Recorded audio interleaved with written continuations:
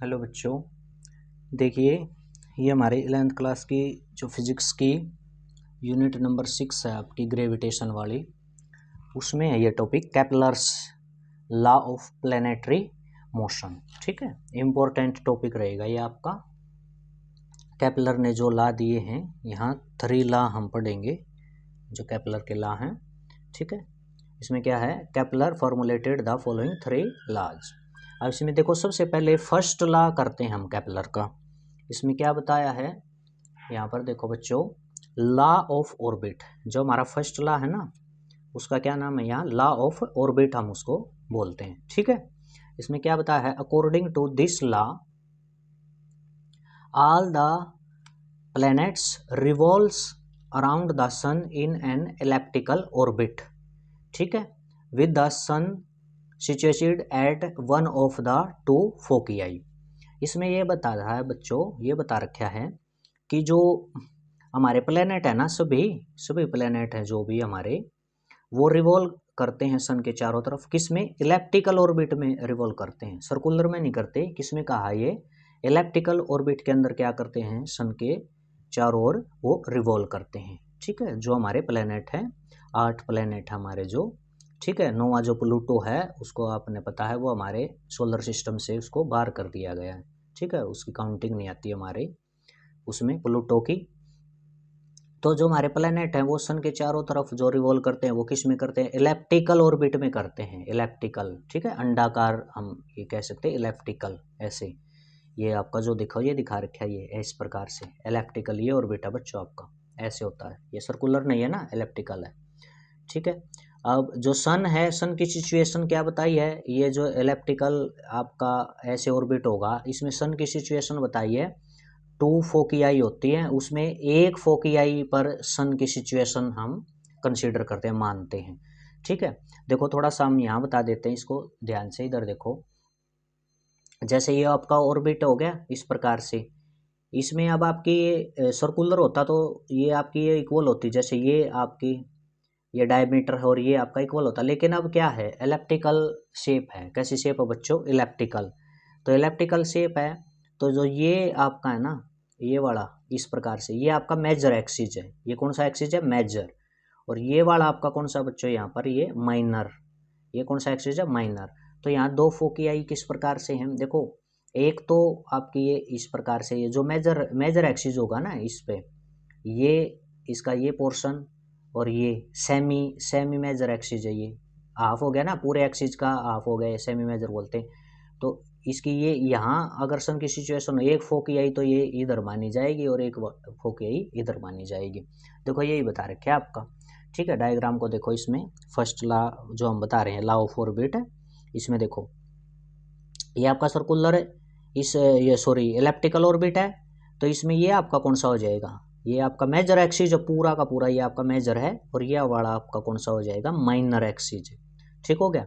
अब इसमें ये 2 फोकियाई ये हो गया आपके इस प्रकार से, ये वाली और ये माइनर वाली, तो ये माइनर फोकियाई हो जाएंगी, ये मेजर फोकियाई होगी आपकी, ये हाफ इस प्रकार से, और हाफ ये पूरा कंप्लीट क्या आपका 2a है। ठीक है, 2a। माइनर वाली तो हमारी इतनी हम इनको कंसीडर नहीं करते। इलेप्टिकल जो ऑर्बिट है, ये इलेप्टिकल यहाँ से, इलेप्टिकल ऐसे शेप बनी है ना ये इलेप्टिकल, तो ये मेजर एक्सिस के उसमें हम कंसीडर करते हैं, मान कर चलते हैं इन चीज़ों को। ठीक है, तो ये आपकी क्या होगी, कंप्लीट 2 हो गई, तो ये ए और ये ए। ठीक है, ये आपको पता ही है, आपकी फिर 2b हो जाएगी माइनर वाली।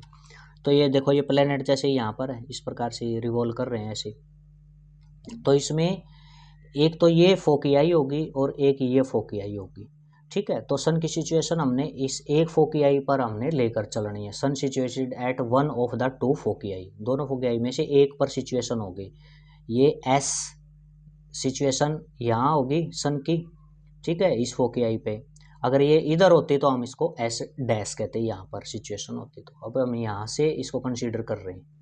ठीक है, अब ये जो पी पॉइंट है ना, देखो ये वाला जो पी पॉइंट है, ये जो सन के, अभी सन की सिचुएशन यहाँ है, एक फोकियाई पर है सन की सिचुएशन, इस पे इधर वाले पे। तो ये जो पी पॉइंट है तो इसके नज़दीक हो गया, तो इसको क्या है, इसको क्या बोलेंगे, पी पॉइंट को देखो ये बताया है, पी पॉइंट को बोल लेंगे हम पेरीहेलियन। क्या बोलेंगे, पेरिहिलियन बोलेंगे इसको, पी पॉइंट जो नज़दीक है, क्लोजेस्ट है। और जो ये देखो सन से ये ए पॉइंट है, ये दूर है, फारदेस्ट है, इससे दूर है, तो इसको क्या बोलेंगे, एपिहेलियन, एपहिलियन, एपिहिलियन। ठीक है, जो हेलियन वर्ड है ना, हेलियन वर्ड ये सन के लिए यूज हो रहा है, ठीक है ना। जैसे जियोग्राफी अर्थ के लिए यूज होता है ना, जियो का जो रिलेशन है वो अर्थ से, इसी प्रकार ये हेलियन जो वर्ड है उसका रिलेशन किससे है, सन से है। तो जो यानी सन के नज़दीक जो पॉइंट है ये इस पे ऑर्बिट पे, ये पी पॉइंट सन के नज़दीक है, तो इसको पेरिहिलियन बोलते हैं। क्या बोलते हैं, पेरिहिलियन। ठीक है, और ये जो फारदेस्ट है, ये जो दूर है, इसको क्या बोलते हैं, एपहिलियन। ठीक है, तो इनको आपने ध्यान से इस चीज़ को आपने समझना है। हुआ ये क्लियर आपको? ठीक है, तो इसमें यही बता रखा है, देखो as shown in figure the planet move around the sun in elliptical orbit, किस में रिवॉल्व करते हैं, एलिप्टिकल ऑर्बिट में। An ellipse has two foci, ये बताया, ये एलिप्स है जो आपका, ये दो फोकियाई इसकी, एस और एस डैश, एस इस साइड वाली होगी, एस डैश इस साइड वाली। ठीक है, the sun remain at the one foci S, सूर्य को हमने, सन को एक फोकियाई पे, एस वाली पे हमने मान लिया यहाँ पर। ठीक है, अब the point P and A on the orbit, P और ए पॉइंट है ये इस पे ऑर्बिट पे हमने मान लिया, इनको क्या क्या कहेंगे, पेरिहिलियन, एंड इस ए पॉइंट को क्या बोलेंगे, एपिहिलियन। ठीक है, and represented the closest and farthest distance, जो पी वाला जो पॉइंट है ये तो इसके क्लोजेस्ट हो गया, नज़दीक हो गया सन के ये पॉइंट, तो और ए वाला क्या, फारदेस्ट, दूर हो जाएगा, दूर है ये डिस्टेंस। ठीक है, तो ये आपका फर्स्ट लॉ है बच्चों, लॉ ऑफ ऑर्बिट्स। हुआ क्लियर ये आपको? ठीक है, इसमें यही बता रखा है कि जो सन है ना वो आपके एक फोकियाई पे होता है, और जो प्लेनेट है वो क्या करते हैं, इलेप्टिकल ऑर्बिट के अंदर क्या करते हैं, रिवॉल्व करते हैं। ठीक है, ये आपका बता रखा है। इसके बाद अब देख लेते हैं, अब आ जाएगा हमारा सेकंड लॉ। कौन सा लॉ आ जाएगा यहाँ पर, ये आ गया आपका सेकंड लॉ। ठीक है, अब इसमें न्यूटन के सेकंड, सॉरी ये आपका लॉ है कैपेलर लॉ, सेकंड लॉ। इसमें देखो क्या है, लॉ ऑफ एरियाज। कौन सा लॉ बच्चों, लॉ ऑफ एरियाज। इसमें क्या कहता है, लॉ ऑफ एरिया, सेकंड जो आपका लॉ है, इसमें कहता है अकॉर्डिंग टू दिस लॉ, ये भी आपका कैपेलर का सेकंड लॉ है, according to this law all the planet sweeps out equal area in equal interval of time. ठीक है, यानी कि इसमें बताया जो प्लैनेट है ना, सभी प्लैनेट है वो इक्वल एरिया कवर करते हैं, किसमें, इक्वल इंटरवल ऑफ टाइम में।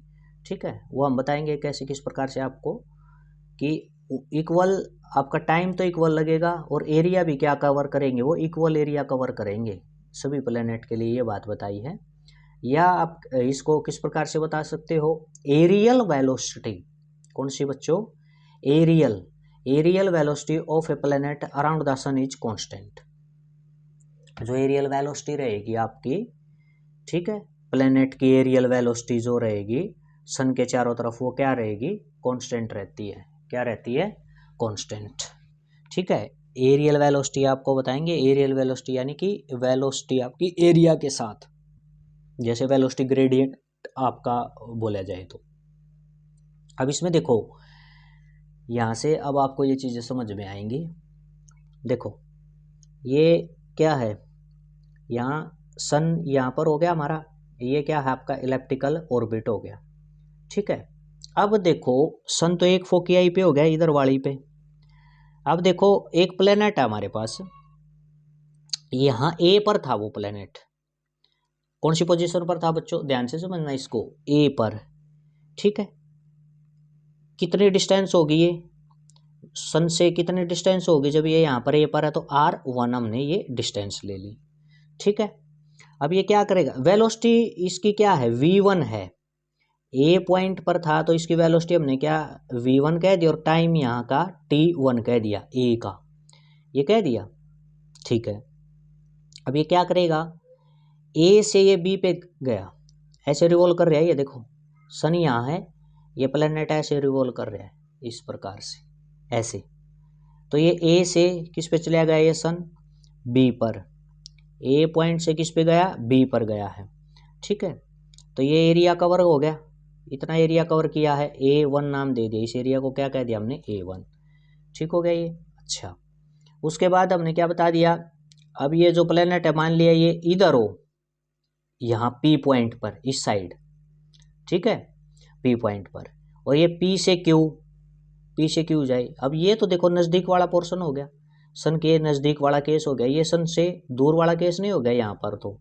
ठीक है, तो ये डिस्टेंस क्या होगी बच्चों, R2। अब P से ये कहाँ पर गया, Q पर गया, तो एरिया इसने कवर कर दिया A2, और ये डिस्टेंस होगी R2। अब जो रूल है ना, रूल हमारा ये कहता है कि ये एरिया जब ये सन के नज़दीक था, तो जो एरिया ये कवर किया है ये किसके इक्वल होगा, जो एरिया ये सन से जब ये दूर है ना, ये प्लेनेट यहाँ पर है, तो ये जो एरिया कवर किया है ये, यानी ये A1 A2 के बराबर होगा, ये एरिया ये बराबर होगा, ये कह सकते हो एरियल वेलोसिटी कांस्टेंट रहेगी। ठीक है, तो हमने इस और इस एरिया को क्या है, रूल के अकॉर्डिंग क्या है, ये इक्वल कह रखा है। ठीक है, तो गिवन टाइम में, दिए गए जो टाइम है उसमें ये एरिया और ये एरिया आपका क्या है, इक्वल आपका होना चाहिए। ठीक है, अब देखो कैसे, इस चीज़ को देख लेते हैं अब, यानी कि ये A1 A2 इक्वल है रूल के हिसाब से, लॉ के हिसाब से, तो एरिया आपका क्या होगा, ये A1 A2 के बराबर होगा। ठीक है, अब ये एरिया देखो, एरिया ऑफ SAB, SAB ये वाला एरिया SAB ये हो गया आपका एरिया। दूसरा इक्वल टू किसके, SPQ, ये हो जाएगा आपका SPQ ये वाला, इसके इक्वल हो गया। ला तो यही कहता है कि ये एरिया जो है किसी भी इंटरवल पर हम करें, एरिया चाहे यहाँ का हो चाहे यहाँ पर जो एरिया इसने कवर किया है, स्वीप का मतलब ये कवर करना भी कह सकते हैं, तो ये एरिया दोनों क्या होंगे आपके, जब सन के नज़दीक है तब का एरिया और ये आपका इक्वल होना चाहिए, तो ये आपका इक्वल हमने रख दिया। अब देखो ध्यान से, यानी कि अब SAB का एरिया कैसे निकलेगा, ये एक प्रकार से हम, ये देखो ये प्लेनेट यहाँ, इस पर मैं परपेंडिकुलर ड्रा करूँगा, ये इस प्रकार से है, ये हो गया, ये आर्क हो गई ना एक प्रकार से, तो इस पे परपेंडिकुलर ड्रा करूँगा तो ये आपके एक प्रकार से ट्रायंगल का ही काम करेगी, ये एक प्रकार से ट्रायंगल ही तो बनाया हुआ है, ये इस पे परपेंडिकुलर ड्रा करूँ तो मैं परपेंडिकुलर ये आपका ये ड्रा कर दिया, तो ये आपकी क्या होगी, एक ट्रायंगल ही तो होगी। अब ये परपेंडिकुलर यहाँ आपको पता है ये सर्कल होता है, इसके ऊपर ये ऐसे ड्रा करेंगे तो ये 90 का ही तो होगा आपका परपेंडिकुलर है, जो टेंजेंट ड्रा करते हैं वो 90 पर ही तो करते हैं, तो ये 90 का हो गया, तो ये 90 है परपेंडिकुलर हो गया, ये फिर क्या हो गया आपका, इसका सामने वाला हाइपोटेन्यूज हो गया, परपेंडिकुलर एंगल के से ये सामने हाइपोटेन्यूज हो गया, तो ये आपका क्या हो गया प्रकार से बेस का काम करेगा, किसका काम करेगा, ये बेस का, ये आपका क्या हो गया परपेंडिकुलर हो गया, और ये आपका क्या हो गया, बेस हो गया। तो ये एरिया कैसे निकलेगा, अब ये ट्रायंगल एक प्रकार से ट्रायंगल है, तो इसका एरिया कैसे बताएंगे, 1/2 बेस इंटू हाइट हो गया, बेस इंटू हाइट। इसी प्रकार से SPQ ये जो इस साइड वाला है इसका एरिया, ये भी एक क्या है, एक प्रकार से इस पर मैं परपेंडिकुलर ड्रा करूँ तो ये भी एक प्रकार से ट्रायंगल का ही काम करेगा, तो ये हो गया एरिया SPQ का क्या हो गया, 1/2 बेस इंटू हाइट। अब इसका देखो 1/2 बेस, अब ये हो गया, ये परपेंडिकुलर है तो ये सामने वाला ये हाइपोटेन्यूज हो गया, तो ये अपने आप से बेस हो जाएगा, तो ये 1/2 बेस R1, हाइट क्या है आपकी, हाइट ये ए से लेकर B तक की है, ये AB। अब ये क्या है, ए से बी की डिस्टेंस कैसे बताएंगे, देखो वेलोसिटी क्या होती है, distance by displacement by time होती है, और डिस्टेंस डिस्प्लेसमेंट को क्या लिखूँ मैं, वेलोसिटी गुना टाइम लिख सकता हूँ, वेलोसिटी इनटू टाइम। अब वेलोसिटी क्या है, ये इस प्लेनेट की वेलोसिटी इधर क्या थी V1, टाइम क्या था T1, तो V1 T1 की गुणा करवा दूंगा तो ये आ जाएगी आपकी डिस्टेंस, आ जाएगी डिस्प्लेसमेंट आ जाएगा ये A से B वाला, तो ये हो गया आपका हाइट, ये AB हाइट का काम कर रही है यहाँ से, तो V1 T1 ये हो गया आपका। ठीक है, बेस इंटू हाइट। इसी प्रकार से इस साइड वाला भी हो गया आपका, इधर वेलोसिटी आपकी क्या होगी V2 और टाइम क्या हो गया आपका T2। ठीक है, तो ये हो गया आपका V2 और T2, ये हाइट होगी, इधर बेस कौन हो जाएगा R2 बेस हो जाएगा। ठीक है, तो दोनों तरफ का एरिया हमने इक्वल दिखा दिया। अब इससे क्या आपका ये हो जाएगा आपका, अब ये यहाँ तक इतना आपको क्लियर हो गया, ये इतना आ गया आपको समझ में, ठीक है। अब क्या कहता है एरियल वेलोसिटी, एरियल वेलोसिटी क्या हो गया आपकी, area covered per unit time होती है, area covered per unit time, ठीक है। एरियल जो वेलोसिटी है आपकी, एरियल वेलोसिटी आपकी क्या होगी, जो एरिया स्वेप्ट किया है, area covered per unit time, ठीक है, इसके इक्वल। तो एरिया क्या आपका, इसका एक वाले पार्ट का देख ले, एरिया 1/2 V1 T1 R1, ये था आपका एरिया स्वेप्ट, ठीक है, बाई T1। इसमें देखो इसमें वेलोसिटी आई है ना, तो एरियल वेलोसिटी, एरियल वेलोसिटी का यही तो ना, इसमें भी तो ये आ गया ना आपकी, ये वेलोसिटी आई है, ठीक है। तो एरियल वेलोसिटी यहाँ से क्या बता रहा है, ये area covered per unit time. जब एरिया को टाइम के हिसाब से, एरिया जितना कवर किया है अगर वो हम टाइम के हिसाब से लेंगे तो वो आपकी एरियल वेलोसिटी बनती है, ठीक है। जैसे डिस्टेंस पर यूनिट टाइम तो आपकी ये सिंपल वेलोसिटी बनेगी। अब बात एरियल वेलोसिटी की कर रहा है तो जब area covered per unit time बोलना पड़ेगा, फिर आपने एरिया कवर्ड बोलना पड़ेगा पर यूनिट टाइम, तो ये आपकी एरियल वेलोसिटी होगी। अब ये तो एरिया हो गया आपका, ये तो एरिया था, देखो ये ऊपर 1/2 V1 T1 R1, ये एरिया पर यूनिट टाइम, यानी कि इधर का टाइम क्या है T1, इस साइड का टाइम क्या है आपका T1, तो ये T1 से T1 कैंसिल हो जाएगा, तो ये आ गया आपकी एरियल वेलोसिटी, ये ठीक है, ये आपकी क्या है एरियल वेलोसिटी। इसी प्रकार से इस साइड की एरियल वेलोसिटी ये आ जाएगी, ठीक है। अब आगे देखते हैं, ये देखो यहाँ पर अब बच्चों इसको अब देखो, इसमें देखो अब ये लॉ के अकॉर्डिंग क्या होगी, ये फर्स्ट पोर्शन की एरियल वेलोसिटी आई थी 1/2 V1 R1, और सेकंड जो इस साइड वाला जो था आपका ये वाला, ये तो इस पोर्शन की आई है 1/2 V1 R1, इधर वाले की क्या आ जाएगी 1/2, ये आ जाएगी आपकी V2 R2 आ जाएगी, क्योंकि T2 तो कट जाएगा इसी की तरह, कैंसिल हो जाएगा। तो ये हो जाएगी आपकी, ये रियल वेलोसिटी होगी यहाँ पर आपकी, क्या हो जाएगी बच्चों 1/2 V2 R2, ठीक है। लॉ के अकॉर्डिंग है एरियल वेलोसिटी इक्वल, तो ये आपको 1/2 से 1/2 कैंसिल हो जाएगा, V1 R1 किसके हो गया आपका इक्वल, V2 R2 के इक्वल हो गया यहाँ से। अब V1 है, इसको मैं इधर ले जाऊंगा तो V1/V2 हो जाएगा, ये इधर R2/R1 हो। अब यहाँ से हमें क्लियर दिखाई दे रहा है, देखो R1 V1 की तरफ था तो ये इसके इनवर्स में हो गया, V2 R2 की तरफ था तो ये इसके इनवर्स में। कहने का मतलब जो वेलोसिटी है वो इस R के, जो सन से प्लैनेट की जो डिस्टेंस थी उसके क्या है इनवर्सली। तो इस बात से हमें यह पता चल गया, अगर सन से दूर है प्लैनेट हमारा, यानी यार ज़्यादा है, इसका मतलब ये हो गया जो हमारा प्लैनेट वो सन से दूर है, सन से दूर है तो वेलोसिटी क्या हो जाएगी कम, और प्लैनेट सन के नज़दीक है यानी आर कम है तो उसकी वेलोसिटी क्या हो जाएगी ज़्यादा। यही बता रखा है, it means linear velocity of planet is more when it is closer to sun. सूर्य के नज़दीक होगा तो लीनियर वेलोसिटी ज़्यादा होगी, और सूर्य से क्या होगा दूर होगा तो लीनियर वेलोसिटी क्या हो जाएगी आपकी कम हो जाती है, ठीक है। यही है, इसको यहाँ से देखो, जब ये यहाँ ना हमने इस बात को प्रूव कर दिया, ये तो एरिया तो आपका इक्वल प्रूव कर दिया कि भाई एरिया तो आपका इक्वल रहता है किसी भी टाइम इंटरवल, एरिया तो इक्वल कवर करेगा, तो एरिया इक्वल कवर करेगा।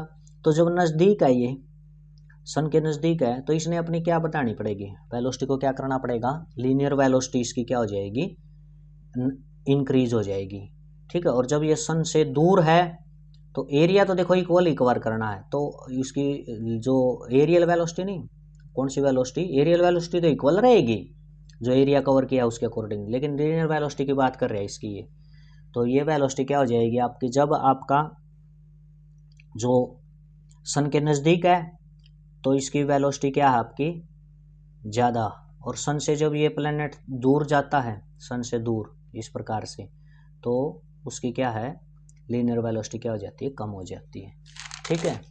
ये था आपका सेकंड जो लॉ है आपका कि एरिया है वो आपका क्या रहेगा किसी भी इंटरवल पर जो एरिया कवर किया है चाहे वो नज़दीक है सन के चाहे दूर है, जो एरिया है एरिया आपका इक्वल रहेगा, जो एरिया स्वेप किया है। एरियल वेलोसिटी भी इक्वल रहती है, ये यहाँ से हमें चीज़ें दिखा रखी है, बट आपकी लीनियर वेलोसिटी क्या है, कम ज़्यादा होती है, ये यहाँ से प्रूव कर दिया इस चीज़ को। ठीक है, अब यहाँ से देखो इसमें अब क्या है, एंगुलर मोमेंटम कंजर्वेशन भी बता सकते हैं इसे। सेकंड जो हमारा केपलर का सेकंड लॉ है ना, लॉ ऑफ एरिया, इससे हम क्या है एंगुलर मोमेंटम को भी क्या बता सकते हैं, कंजर्व्ड बता सकते हैं। देखो ये रिलेशन है आपका ऊपर वाला, ये देखो V1 R1 V2 R2 के इक्वल है, V1 R1 V2 R2 के इक्वल है। अब जो ये इक्वेशन है इसको क्या कर दिया हमने, multiply both side by m, मास यानी प्लेनेट के मास से मल्टीप्लाई कर दिया, इसको भी m से कर दिया, इसको भी m से कर दिया। अब ध्यान से देखो m मास इंटू V1, तो मोमेंटम हो गया P1, ये इधर भी मास इंटू वेलोसिटी, ये आपका मोमेंटम हो गया P2। ठीक है, ये हो गया आपका P1, ये आपका P2, ये इसके साथ R1 इसके। अब आप सभी बच्चों को पता, देखो P1 R1 क्या होता है, angular momentum L1, P2 R2 ये एंगुलर मोमेंटम, तो देखो ये भी आपका इक्वल है। ठीक है, तो ये तो आपका एक साइड जब सन के नज़दीक था वहाँ एंगुलर मोमेंटम, और ये जब सन से दूर वाला केस था वहाँ का एंगुलर मोमेंटम, दोनों एंगुलर मोमेंटम भी क्या है, इक्वल आए हैं। तो इससे हमने एंगुलर मोमेंटम को भी कंजर्व्ड दिखा दिया सेकंड लॉ से, केपलर के सेकंड लॉ से। ठीक है, क्लियर हुई ये चीज़ें। अब बच्चों ये आ जाता आपका, नेक्स्ट आ जाएगा देखो लॉ ऑफ पीरियड। ठीक है, केपलर का हमारा थर्ड लॉ आ गया बच्चों, यहाँ पर लॉ ऑफ पीरियड इसको हम बोलते हैं। ठीक है, इसमें क्या कहता है, इसको देखो अब ध्यान से देख लेते हैं। इसमें आपका क्या बताया है, according to this law the square of time period, square of time period is directly proportional to the cube of semi major axis of elliptical orbit. Time period यानी कि जो जितने टाइम में प्लेनेट हमारा एक चक्कर लगाता है सूर्य का, सन का एक चक्कर लगाता है, वो उस प्लेनेट का टाइम पीरियड हो गया।